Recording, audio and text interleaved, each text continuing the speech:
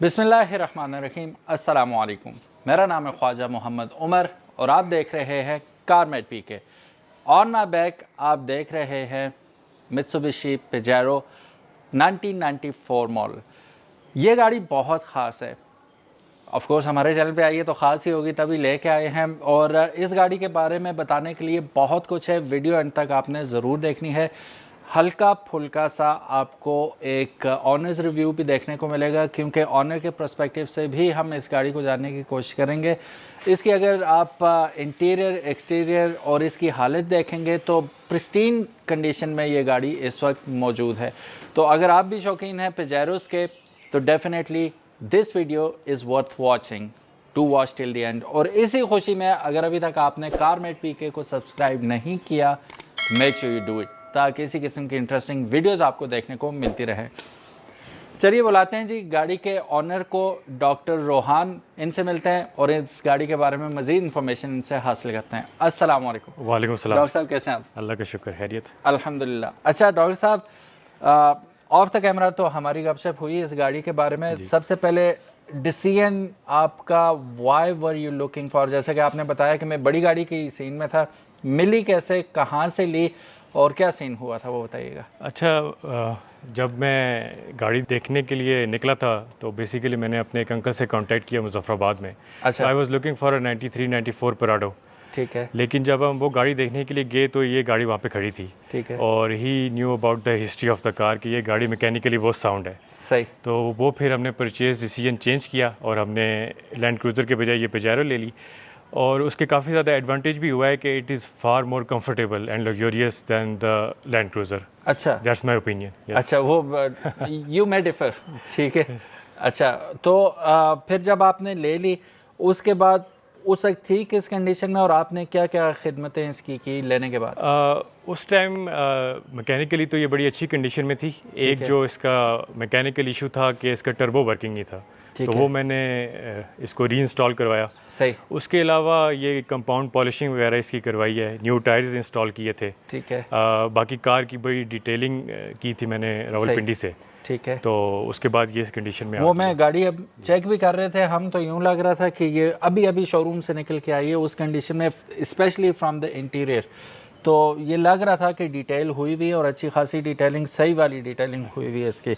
इसका जो आउटसाइड है इस पर कोई पेंट वगैरह का या टचिंग वगैरह का सीन तो नहीं था? देखिए ये 1994 मॉडल है, मेरे हिसाब में जितनी मैं गाड़ियों को समझता हूँ तो एज सच कोई मेजर पेंट वर्क नहीं हुआ हुआ। क्योंकि आप देख सकते हैं कि ये हुड में और रूफ में फेड हुआ हुआ है और नीचे ये ओरिजिनल पेंट है। एग्जैक्टली। जो साइड्स हैं ये कंपाउंड, हैवी कंपाउंड की वजह से ये इतनी अच्छी कंडीशन में है। सही। मे बी एक लेफ़्ट बैक साइड पे या लेफ़्ट फ्रंट फेंडर में थोड़ी सी टचिंग है मेरे मुताबिक। ठीक है। लेकिन अदर देन दैट इसमें कोई as such major paint work नहीं हुआ हुआ। और इनसाइड ये मतलब जो है ना ओरिजिनल पेंट में सिंस 1994 इसकी जो सील टू सील वो जेन्युइन है। ठीक है। और अंदर भी आप जब चेक करेंगे तो कोई पेंट वर्क नहीं हुआ हुआ। मेरा नेक्स्ट क्वेश्चन यही होने वाला था कि how about the accidental condition के हुई तो नहीं है कभी? नहीं, लगी तो नहीं है गाड़ी? बिल्कुल भी नहीं। सील टू सील जेन्युइन है? सील टू सील जेन्युइन है। ठीक है।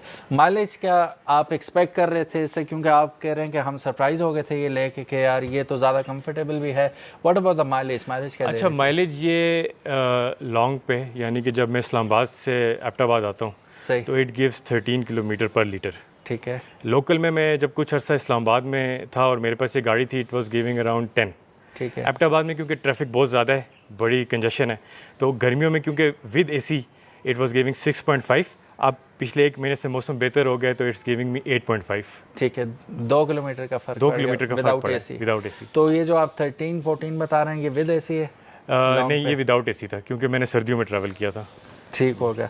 तो so far how this vehicle is treating you? Are you happy with your choice? Yes, I am very happy. जो इस गाड़ी को लेने का मकसद था वो पूरा हुआ है। I have enjoyed the ride of retro SUVs जो हैं, 90s की क्लासिकल एसयूवीज हैं। सही। तो उसको मैंने पूरी तरह एंजॉय किया है। और स्पेशली ये जो हमारे एबटाबाद मानसरा में ना, इनकी एक अलग रोड प्रेजेंस है जो 90s की व्हीकल्स हैं। हम हमारे लोकल ज़बान में उठ कहते हैं ना, इसकी उठ है। सही। एग्जैक्टली। हाँ जी, वो इस गाड़ी में बैठा हो तो वो कहते हैं यार सही उठ है इस गाड़ी की, कि पता चलता है यार किसी हैवी और बड़ी गाड़ी में जा रहे हो। और स्पेशली अगर गाड़ी हो साउंड मैकेनिकली भी और एक्सटीरियर वाइज भी, तो ना सिर्फ लुक्स अच्छी होते हैं बल्कि जो चलाने वाला होता है वो भी वो पूरा उसके लेयर से फ़ायदा उठाता है। इंटीरियर देखते हैं, बंदे का दिल करता है ना गाड़ी में बैठने का, नीट एंड क्लीन, और बिल्कुल फ्रंट भी अगर आप देखें, इसका कॉकपिट देखें, बिल्कुल नीट एंड क्लीन। अच्छा, रेट्रो होने के बावजूद ये आपको यूँ लगता है कि बिल्कुल नई नवेली गाड़ी है ये। बैक पे भी हम देखते हैं सीट्स, और जिसने भी काम किया इसका बड़े अच्छे तरीके से किया। कम ही गाड़ियाँ आपको इस कंडीशन में मिलती हैं।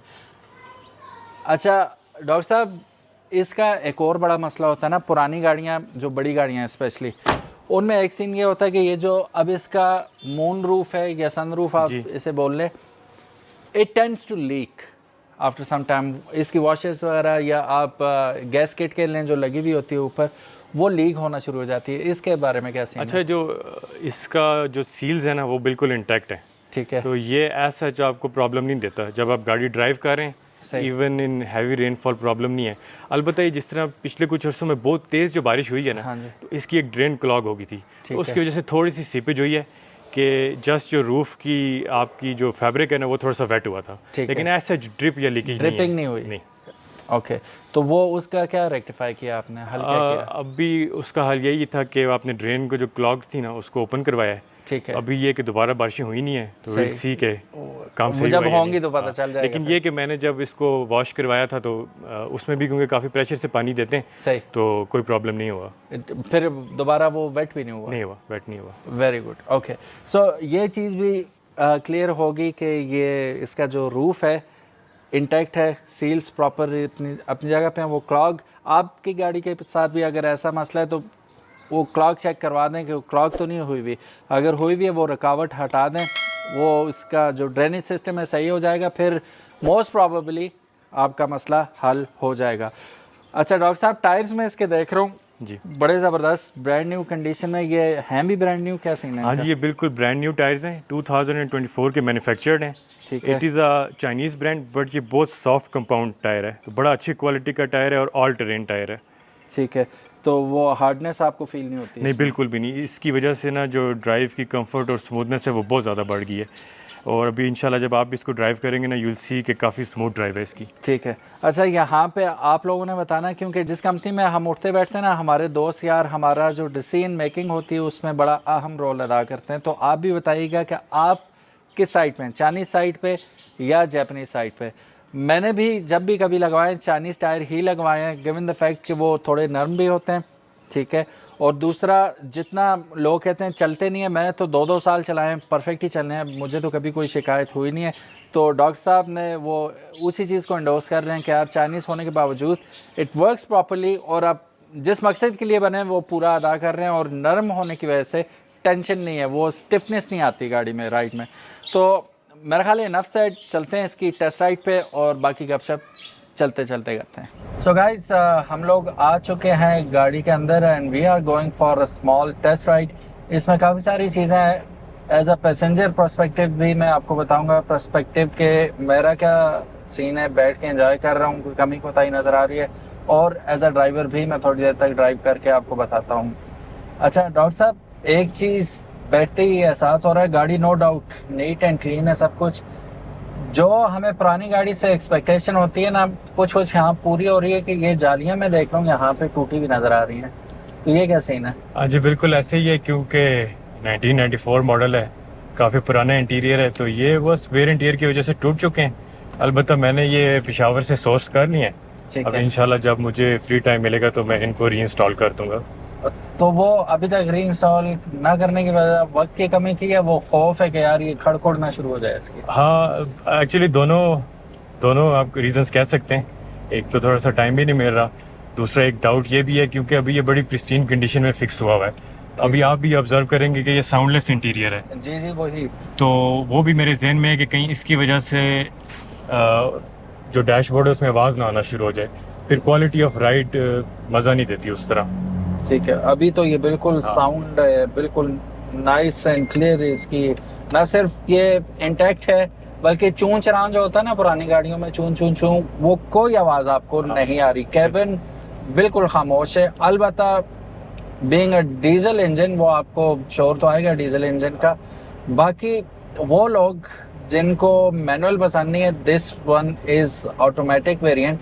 और शायद कहीं आपको लगा हो कि माइलेज ये थोड़ी कम दे रही है, उसमें एक कल्प्रेट इसका ऑटोमेटिक गियर बॉक्स भी है, जिसकी वजह से ऑटोमेटिक में वैसे भी हमें पता है कि माइलेज आपको एज सच मैनुअल के मुकाबले में इतनी अच्छी नहीं मिलती। अच्छा डॉक्टर साहब, इस पे लंबा सफ़र अभी तक कहाँ का किया आपने? इस पे मैं इस्लामाबाद जा चुका हूँ 2 दफ़ा। यानी मोटरवेज का ही हाँ किया? जी, नहीं मैं यहाँ से मुजफ्फराबाद भी जा चुका हूँ, इसमें 3-4 दफ़ा।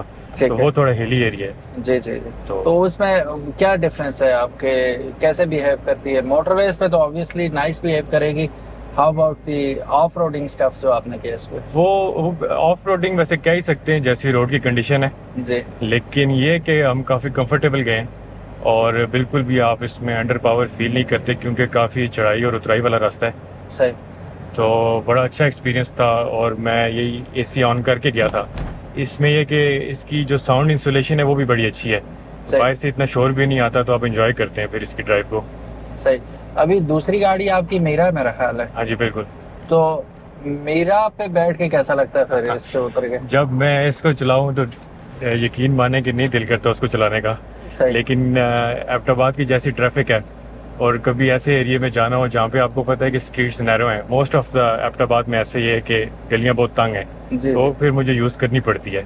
हाँ वो, और दूसरा फिर स्मार्ट चॉइस भी है ना कि अगर हाँ। मीरा है आपके पास तो विद इन द सिटी तो वो बहुत अच्छी गाड़ी है उसके लिए। और स्पेशली ये जैसी गलियां हैं एबटाबाद की, उनके लिए तो one of the best option है वो। ऑल्टो होगी, मीरा होगी, ये ऐसे। बहुत अच्छी गाड़ियाँ हैं। अच्छा कोई मेजर काम निकाला है अभी तक इसने 8-9 माह में? नहीं अल्हम्दुलिल्लाह, अल्लाह का शुक्र है, कोई भी मेजर काम इसने नहीं निकाला।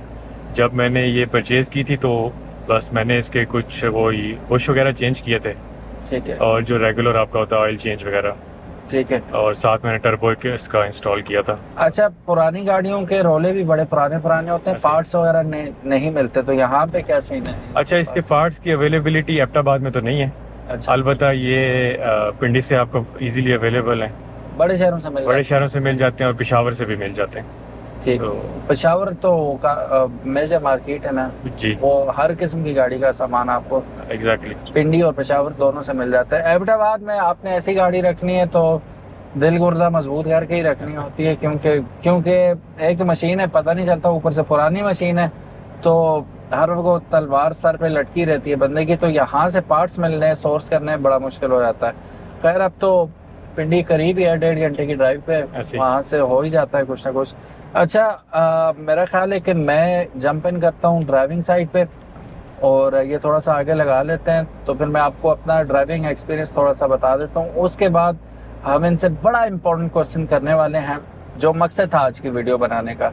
ये मकसद भी था कि कितनी साफ़ गाड़ी है, और इस कंडीशन में गाड़ियाँ मिलनी बहुत मुश्किल है। स्पेशली 94 का क्या मतलब है, 30 साल पुरानी गाड़ी है ये। और आप यकीन करें, again I am telling you, sitting in this car देख के लगता नहीं है कि ये 30 साल पुरानी है, नहायत शरीफाना तरीके से रखी हुई है। अच्छा डॉक्टर साहब, हाउ अबाउट इट्स सस्पेंशन, वो जो स्टिफनेस लेवल्स वगैरह इसके होते हैं वो काम कर रहे हैं? हाँ जी एग्जैक्टली, वो वर्किंग में इस टाइम ये सॉफ्ट सस्पेंशन मोड में है। ये मीडियम भी हो सकती है और ये हार्ड भी हो सकती है। ठीक है। उसके अलावा ये 80 मोड होता है कि जो ट्रांसमिशन को लॉक करता है जब आप ज़्यादा चढ़ाई या उतराई वाले रास्ते में हो, और इसका 4x4 भी वर्किंग है। ठीक है। 4x4 का भी कभी कभी बहुत ज़्यादा इशू आता है टोयोटा की गाड़ियों में, तो अब वो नई गाड़ियों में इतने इशू आ रहे हैं आजकल। वो बनी हुई भी है जुनैर की, काफ़ी सारी वीडियोस आ रही हैं, उसका 4x4 लॉक हो जाता था, वो निकलता नहीं था। इसका तो ऐसा कोई सीन नहीं होता? नहीं, अभी तक तो मुझे कोई ऐसा इशू नहीं हुआ, और टू बी ऑनेस्ट मैं बहुत ज़्यादा ऑफ रोडिंग करता भी नहीं हूँ, तो मैंने इतना इंगेज भी इसको नहीं किया। अच्छा, लेकिन एंगेज किया है वैसे कभी? एक दफ़ा किया और अच्छा। इट्स प्रॉपरली वर्किंग, और एक दफ़ा जब मैंने ली थी तो मैंने इसका चेकअप करवाया था, तो सही। देर साइड के 4x4 बिल्कुल ठीक है, वो इंगेज हो रहा है। लेकिन मैं ऐसा जो ऑफ रोडिंग पे जाता नहीं हूँ, तो मुझे ज़रूरत नहीं पड़ी। ट्यूनिंग कॉस्ट क्या है इसकी? इसकी जो इंजन में जो आपका इंजन ऑयल डलता है ना, वो आई थिंक अराउंड 6.5 लीटर्स है। ठीक है। और बाकी जो रेगुलर ट्यूनिंग होती है, और ऐसे जिसमें वो फिल्टर्स तो होते नहीं है, दूसरे एसी फिल्टर इसमें है नहीं है, सही। और ऑयल एयर फिल्टर आपका वो क्लीन हो जाता है, वो मेटालिक है। तो इट कॉस्ट अराउंड 9,000।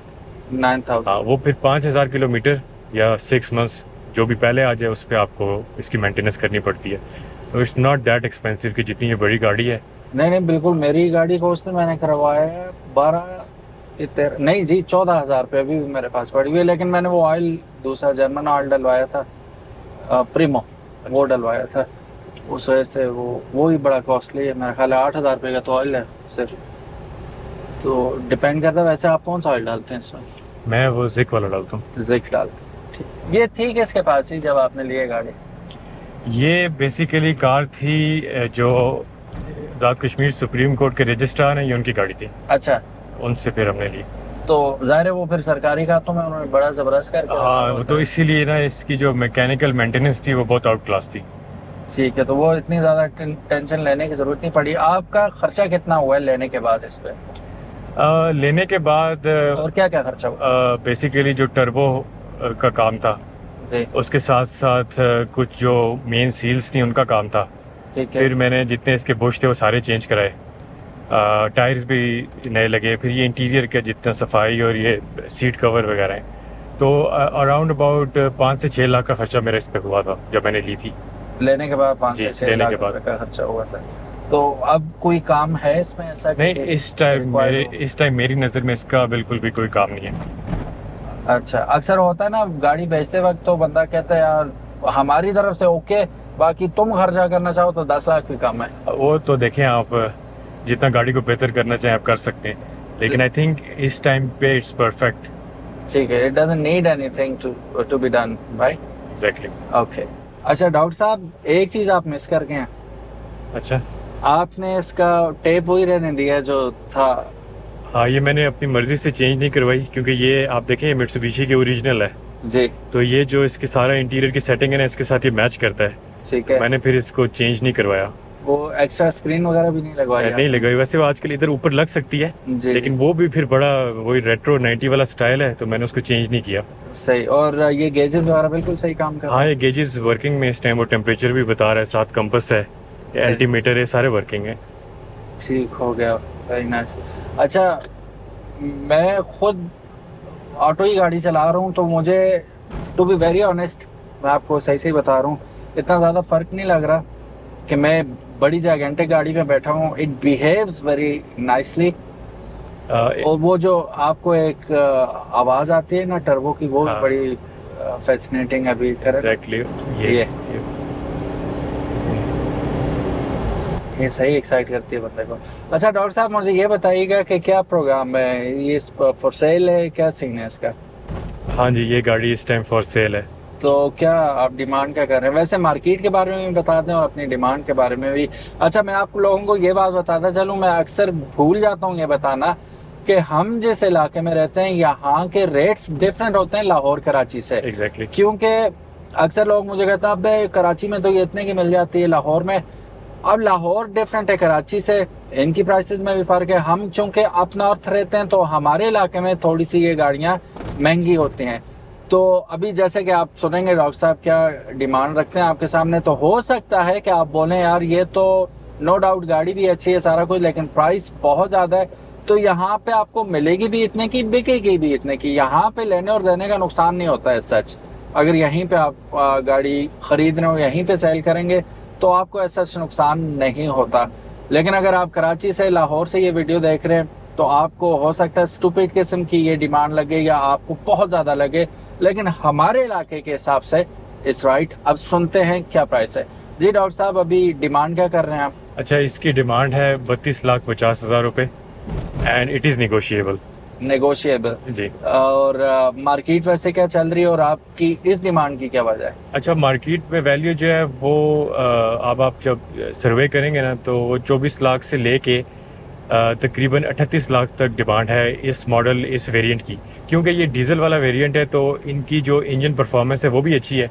इसमें 4M40 इंजन है, 2.8 डीजल इंटरकूलर टर्बो, तो उसकी पेट्रोल वाली गाड़ी के मुकाबले में डिमांड ज़्यादा है।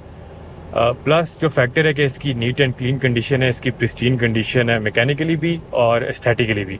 ठीक है, तो इसलिए आपको लगेगा कि इसकी डिमांड इतनी है। लेकिन आपको लगता है कि ये बिल्कुल जायज़ डिमांड कर रहे हैं आप? I think so, yes. Okay. और दूसरी बात ये बता दें हल्की फुल्की ये कितनी नेगोशिएबल है, ताकि लोग अगर आपको कॉल करते हैं तो वो जहन में रखें कि यार बात बन जाएगी हमारी? देखिए स्लाइटली नेगोशिएबल है, बहुत ज़्यादा ड्रास्टिक चेंज तो नहीं आ सकती, लेकिन ये ऑन द स्पॉट जब डील होती है तो फिर ही उस टाइम जो एग्जैक्टली ठीक होगा, मौके पे मुनसर करता है। बिल्कुल ठीक है, वो आप मौके पे आएँ, गाड़ी चेक करें, ठीक है, अगर आपके दिल को लगती है तो गो फॉर इट। जाते जाते आपके जहन में सवाल होगा कि ये रजिस्टर्ड कहाँ की है, तो this is registered in Muzaffarabad. Muzaffarabad Azad Kashmir का नंबर है। अच्छा डॉक्टर साहब, कोई टेंशन तो नहीं होती मुजफ्फराबाद के नंबर की, टोकन भरने ये वो? नहीं, कोई भी प्रॉब्लम नहीं है, गाड़ी मेरे अपने नाम पे है और टोकन टैक्स इसके 2025 दिसंबर तक पेड है, तो कोई भी ऐसा इशू नहीं होता, इजीली गाड़ी आप अपने नाम पे ट्रांसफ़र करवा सकते हैं। टोकन है कितना इसका? टोकन का मुझे अब एग्जैक्ट आइडिया नहीं है, लेकिन काफ़ी कम है क्योंकि पुरानी गाड़ी हो चुकी है। क्योंकि मैंने जब अपने नाम रजिस्टर कराई थी तो वो पूरा जो प्रोसीजर हुआ था ना, अब मुझे उसकी कॉस्ट मेरे जहन में एग्जैक्टली मुझे याद नहीं है, बट इतना ज़्यादा टोकन टैक्स नहीं है इसका, सही हो गया as compare to the engine size. और इस्लामाबाद वगैरह से तो सस्ता ही हो गई है। डेफिनेटली सही होगा। सो गाइज, ये थी आज की वीडियो। उम्मीद है ये गाड़ी और ये वीडियो आप लोगों को पसंद आई होगी। मैं ड्राइविंग एक्सपीरियंस क्या बताऊं, I am having a blast. बहुत बहुत मज़े की रिस्पॉन्सिव गाड़ी है, मज़ा आ रहा है चलाने का। अब ये देखिएगा, ये ठीक है, और क्या चाहिए? ठीक है, thank you so very much guys. If you are a Pajero lover, hit the like button और चैनल को सब्सक्राइब करना मत भूलिएगा। डॉक्टर साहब, thank you so very much ji for your time, and आप लोगों का भी वीडियो देखने का बहुत शुक्रिया। अपना ख्याल रखिएगा। अल्लाह हाफिज़, अस्सलामु अलैकुम।